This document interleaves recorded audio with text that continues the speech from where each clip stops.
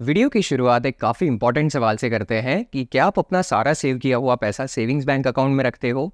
अगर हाँ ऐसा है तो आप सबसे बड़ी गलती कर रहे हो, जिसका कुछ सालों बाद आगे जाकर आपको काफ़ी पछतावा हो सकता है। तो आपके साथ ऐसा ना हो उसके पहले ही समझ लेते हैं कि इस गलती के रीजंस और इसके आउटकम्स क्या हैं और क्या इसके सॉल्यूशंस हैं, और इस वीडियो को देखने के बाद आपके इन्वेस्टमेंट डिसीजंस और भी बेटर होने वाले हैं। तो ये वीडियो बिना स्किप किए पूरा देखना।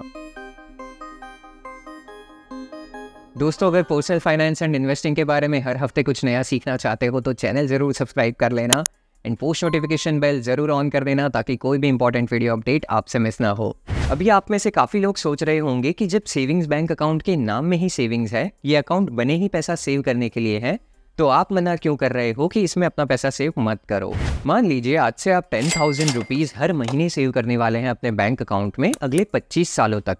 तो 25 इयर्स के बाद आपके टोटल सेविंग्स अमाउंट की वैल्यू कितनी हो जाएगी? तो वो होगी अप्रॉक्स 30 लाख रुपीज़। और इन 25 सालों की मेहनत के बाद जब आप 30 लाख रुपीज़ का बड़ा अमाउंट अपने अकाउंट में देखोगे तो आपको कैसा फील होगा? ऑब्वियसली काफ़ी ज़्यादा खुशी मिलेगी, राइट? ऐसा आपको लगता है, ऐसा एक्चुअली में होने नहीं वाला, क्योंकि 25 साल के बाद जो 30 लाख रुपीज़ होंगे, क्या उनकी वैल्यू आज के 30 लाख रुपीज़ जितनी होगी? ये सबसे बड़ा सवाल है और इसका आंसर है नहीं, वैल्यू सेम नहीं रहने वाली। और इसके पीछे रीज़न है महंगाई यानी कि इन्फ्लेशन। चलिए अब इस इन्फ्लेशन शब्द को आसानी से समझते हैं। मान लीजिए अभी आप ईयर 2000 में हो और आपके पास 100 रुपीज़ है जिससे आपको अपनी गाड़ी में फ्यूल भरवाना है। तो अभी साल 2000 के अंदर आप 100 रुपये से ऑलमोस्ट 3 लीटर जितना फ्यूल भरवा सकते थे अपने व्हीकल्स में। लेकिन वहीं अगर आपने ये 100 रुपीज़ स्पेंड ना किए होते और अपने बैंक अकाउंट में सेव करके रख लिए होते, और कट टू फास्ट फॉरवर्ड आ जाते हैं 2023 में, अगर वो 100 रुपये आप आज निकालते अपने बैंक अकाउंट से और आज फ्यूल भरवाने जाते, तो क्या आप सेम 3 लीटर का फ्यूल भरवा सकते हो 100 रुपये में? नहीं। अगर आज के टाइम पर आप उन 100 रुपये से फ्यूल खरीदने जाओगे तो आप ज़्यादा से ज़्यादा 1 लीटर फ्यूल ही खरीद पाओगे। इसका मतलब पिछले 23 सालों में आपके पैसों की बाइंग पावर कम हो चुकी है, और इसी को कहते हैं इन्फ्लेशन, जो कि एक नेवर एंडिंग फैक्टर है। हम अपनी रोज़मर्रा की ज़िंदगी में ये हमेशा सुनते हैं कि आज ये चीज़ महंगी हो चुकी है, आज वो चीज़ महंगी हो चुकी है। तो असल में महंगाई को कोई रोक ही नहीं सकता। इन्फ्लेशन एक ऐसी चीज़ है जो हर एक इकोनॉमिक साइकिल में एग्जिस्ट करेगी ही करेगी, और ये महंगाई का स्तर हर साल कितने गुना बढ़ रहा है ये पता लगाया जाता है इन्फ्लेशन रेट से। पिछले डिकेड का जो एवरेज इन्फ्लेशन रेट था वो था 6%। फिलहाल जो करंट इन्फ्लेशन रेट चल रहा है वो भी 6 to 7 के बीच में है। तो इस इन्फ्लेशन रेट के हिसाब से चलिए हमारे प्रीवियस एग्जाम्पल पे फिर से नज़र डालते हैं। अगर आज से मैं 10,000 रुपीज़ सेव करना शुरू करूं अगले 25 सालों तक हर महीने, तो 25 इयर्स के बाद मेरे पास टोटल कॉर्पस होगा 30 लाख रुपीज़। लेकिन उन 30 लाख रुपीज़ की वैल्यू या फिर आप बाइंग पावर कह लो, तो बाइंग पावर 7% इंटरेस्ट रेट के हिसाब से समथिंग 13 लाख रुपीज़ के आसपास हो जाएगी। मतलब 30 लाख रुपए से मैं सिर्फ 13 लाख का सामान ले पाऊंगा आज से 25 सालों बाद। यानी अगर आज आप 30 लाख रुपीज़ से मान लीजिए 2 गाड़ी खरीद सकते हो, तो 25 साल बाद उन्हीं 30 लाख रुपीज़ से आप सेम गाड़ी सिर्फ एक ही खरीद पाओगे। तो अभी तक के डिस्कशन से हमने ये समझा कि जो पैसा है वो डिप्रिशिएटिंग इन नेचर होता है। यानी अगर आप इसको बैंक में या फिर किसी तिजोरी में बंद करके रखोगे तो ओवर द टाइम उसकी वैल्यू कम होती जाएगी। और यही रीज़न है कि अमीर लोग हमेशा अपना पैसा ऐसे अच्छे एसेट्स में इन्वेस्ट करते हैं जो इन्फ्लेशन को बीट कर पाए, जिसकी वजह से उनके पैसों की वैल्यू प्रोटेक्टेड रहती है और ओवर द टाइम उनके पैसों की परचेजिंग पावर भी ग्रो होती जाती है। अमीर लोग हमेशा खुद से ज़्यादा अपने पैसों को काम पर लगाते हैं एसेट्स में इन्वेस्ट करके, जो उन्हें और ज़्यादा पैसा कमा कर देता है। और यही रीज़न है कि अमीर और ज़्यादा अमीर बनते जाते हैं वक्त के साथ, और जो इन्फ्लेशन को नहीं समझ पाता वो वक्त के साथ और ज़्यादा गरीब हो जाता है।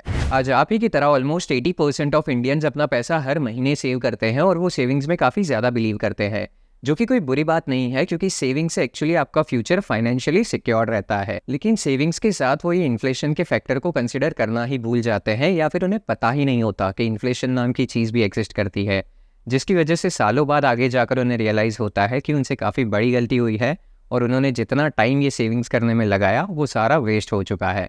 सबसे बड़ा सवाल ये आता है कि इसका आखिर सल्यूशन क्या है, हम कैसे इन्फ्लेशन को बीट कर सकते हैं? तो इसका सीधा सा आंसर है इन्वेस्टिंग। जितना भी पैसा आप सेव कर रहे हो उसको साथ ही साथ इन्वेस्ट भी करो। सेविंग्स के साथ इन्वेस्टमेंट काफ़ी ज़्यादा ज़रूरी है अगर आप इन्फ्लेशन को बीट करना चाहते हो तो।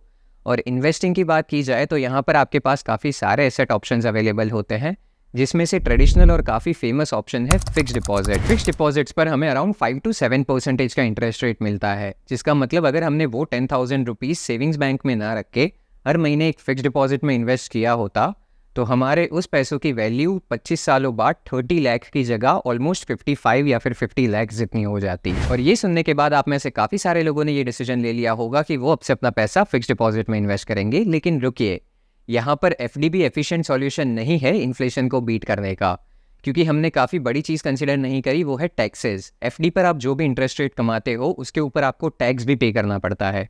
अगर वो टैक्स आप कंसिडर कर लोगे तो आपको जो 7% इंटरेस्ट मिल रहा था वो टैक्स काटने के बाद 6 या 5% ही रह जाएगा। अगर हम 6% भी गिन के चले तो 25 सालों के बाद आपको सिर्फ 39 लाख रुपीज़ वापस मिलेंगे, 55 लाख नहीं। जिसका मतलब ये है कि फिक्स डिपॉजिट्स भी इन्फ्लेशन को पूरी तरह बीट नहीं कर पाते हैं। अगर आप चाहते हैं कि आप इन्फ्लेशन को बीट करो और टाइम के साथ आपके पैसों की वैल्यू भी ग्रो हो, तो आपको एफडी से भी बेटर एसेट्स चूज़ करने पड़ेंगे, जिसकी हम आगे बात करेंगे। एफडी में आपको अपना सारा पैसा इन्वेस्ट नहीं करना है, सिर्फ अपना इमरजेंसी फंड ही फिक्स डिपॉजिट में इन्वेस्ट करो, वो बेटर रहेगा। और जो पैसा आप लॉन्ग टर्म के लिए इन्वेस्ट करना चाहते हो, जिसकी वैल्यू टाइम के साथ ग्रो होती रहे, उसके लिए आपके पास आज के टाइम पर काफ़ी सारे अच्छे एसेट ऑप्शंस अवेलेबल हैं, जिसमें से एक है mutual funds.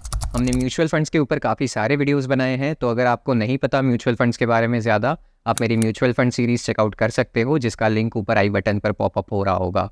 Second is stocks. आप डायरेक्टली स्टॉक्स में अपना पैसा इन्वेस्ट कर सकते हो। उसके ऊपर भी हमने स्मॉल केस सीरीज़ बनाई है, जहाँ पर हमने काफ़ी सारे अच्छे स्टॉक पोर्टफोलियोज डिस्कस करे हैं, उधर आप अपना पैसा इन्वेस्ट कर सकते हो। Third option is P2P lending. अब वैसे तो P2P लैंडिंग के लिए काफ़ी सारे ऐप्स अवेलेबल हैं, बट मैं यूज़ करता हूँ मोबीक्विक एक्स्ट्रा, जिसका लिंक आपको डिस्क्रिप्शन में मिल जाएगा। ये कोई भी प्रमोशनल वीडियो नहीं है, वो बस मेरे एफिलिएट लिंक्स है। यहाँ पर मैं काफ़ी टाइम से अपना पैसा इन्वेस्ट कर रहा हूँ और मुझे अब तक कोई इश्यूज़ फेस करने नहीं पड़े हैं। तो अगर आप चाहो तो आप भी अपना पैसा इन्वेस्ट कर सकते हो, आपको लिंक डिस्क्रिप्शन में मिल जाएगा। और अगर आप P2P लैंडिंग क्या होता है इसके बारे में अब तक नहीं जानते तो मुझे कमेंट्स पे बता देना, मैं जल्दी इसके रिलेटेड भी एक डिटेल्ड वीडियो लेकर आऊँगा। फोर्थ ऑप्शन है इनवॉइस डिस्काउंटिंग। इसके लिए मैं यूज़ करता हूँ ट्रेडक्रेड ऐप का। इसमें भी मैं काफ़ी टाइम से इन्वेस्ट कर रहा हूँ और मुझे कोई इशूज़ फेस नहीं करने पड़े हैं अभी तक, और इसका भी लिंक आपको डिस्क्रिप्शन में मिल जाएगा। बस एक चीज़ ध्यान रखना, P2P लैंडिंग और इनवॉइस डिस्काउंटिंग स्टॉक मार्केट से भी ज़्यादा रिस्की है, तो इसमें अपना ज़्यादा पैसा इन्वेस्ट मत करना। अपने पोर्टफोलियो का सिर्फ 4 to 5% amount he invoice discounting या फिर P2P लैंडिंग जैसे प्लेटफॉर्म्स पर इन्वेस्ट करना, इससे ज़्यादा मैं रेकमेंड नहीं करूँगा आपको। अभी जो हमने चारों ऑप्शंस डिस्कस करे, इन चारों में ही रिस्क काफ़ी ज़्यादा है, तो अगर आप इतना रिस्क नहीं लेना चाहते और आप सिर्फ इन्फ्लेशन को बीट करना चाहते हो, वो भी सेफली इन्वेस्ट करके, तो जो आपके पास ऑप्शंस अवेलेबल हैं उसमें से एक है बॉन्ड्स। बॉन्ड्स में इन्वेस्ट करने के लिए आज के टाइम पर काफ़ी सारे ऑनलाइन प्लेटफॉर्म्स अवेलेबल है, जहां पर जाकर आप बॉन्ड्स परचेज कर सकते हो और वो यूनिट सीधा आपके डीमैट अकाउंट में क्रेडिट हो जाते हैं। बस एक चीज़ ध्यान रखना, बॉन्ड्स में भी इन्वेस्ट करने से पहले खुद की रिसर्च करना काफ़ी ज़रूरी है। बॉन्ड्स कम्प्लीटली रिस्क फ्री नहीं है, यहाँ पर भी थोड़े बहुत रिस्क ज़रूर इन्वॉल्व होते हैं, जिसके बारे में जान लेना काफ़ी ज़रूरी है अपना पैसा इन्वेस्ट करने से पहले। और अगर आप चाहते हो कि मैं बॉन्ड्स के ऊपर भी एक डिटेल वीडियो लेकर आऊँ, जहाँ पर मैं अच्छे बॉन्ड्स कैसे सिलेक्ट करते हैं, उनके रिस्क को कैसे आइडेंटिफाई करते हैं, ये सब डिस्कस करूँ, तो मुझे कमेंट्स में बता देना, मैं जल्दी नया वीडियो लेकर आऊँगा। And the next safest option is real estate. तो मैंने ऑलमोस्ट सारे अच्छे एसेट्स कवर किए हैं, तो अब जब आपको इन्फ्लेशन की इंपॉर्टेंस पता चल चुकी है, तो इसको दिमाग में रख के अपने इन्वेस्टमेंट डिसीजंस लेना। एंड स्टिल कुछ डाउट या फिर क्वेश्चन या फीडबैक है तो मुझे कमेंट में बता सकते हो, या फिर मेरे इंस्टाग्राम पर आकर डायरेक्टली मुझसे कनेक्ट कर सकते हो। एंड अगर ये वीडियो वैल्यूएबल लगा हो एंड आपको कुछ सीखने मिला हो तो प्लीज़ वीडियो को लाइक ज़रूर कर देना एंड कमेंट्स में मुझे बताना कि ये वीडियो कैसा लगा और अगला वीडियो किस टॉपिक के ऊपर चाहते हो। आपके हर एक लाइक और कमेंट से मेरे वीडियोज़ को बहुत ज़्यादा पुश मिलता है और मुझे काफ़ी ज़्यादा मोटिवेशन मिलती है कि मैं ऐसे ही अच्छे वीडियोज़ आपके लिए लाता रहूँ। एंड प्लीज़ चैनल ज़रूर सब्सक्राइब कर लेना, क्योंकि ऐसे ही वैल्यूएबल वीडियोज़ मैं हर हफ्ते आपके लिए लाता रहूँगा। तो take care, see you guys in the next video. That's it for today.